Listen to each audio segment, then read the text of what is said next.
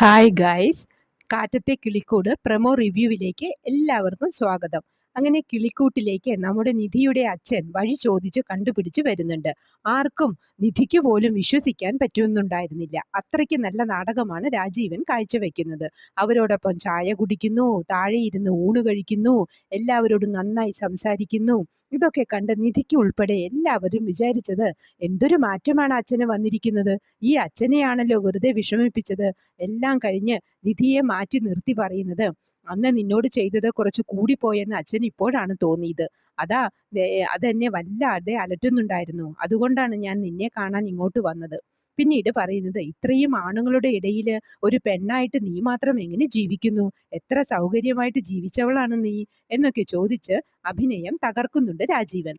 അച്ഛൻ്റെ ഉദ്ദേശം നിധി അറിയുമ്പോൾ ഉണ്ടാകുന്ന അവസ്ഥ എന്താകുമെന്നാണ് നമുക്ക് അറിയേണ്ടത് അല്ലേ? കാത്തിരുന്നു തന്നെ കാണാം. ഇതൊക്കെയാണ് പ്രമോവായി കാണിച്ചത്. പ്രമോ ഇഷ്ടമായെങ്കിൽ ലൈക്ക് ചെയ്യാനും ഷെയർ ചെയ്യാനും സപ്പോർട്ട് ചെയ്യാനും സബ്സ്ക്രൈബ് ചെയ്യാനും മറക്കരുത്. അടുത്തൊരു എപ്പിസോഡിന്റെ പ്രമോവുമായി വരുന്നതുവരെ കാത്തിരിക്കുമല്ലോ.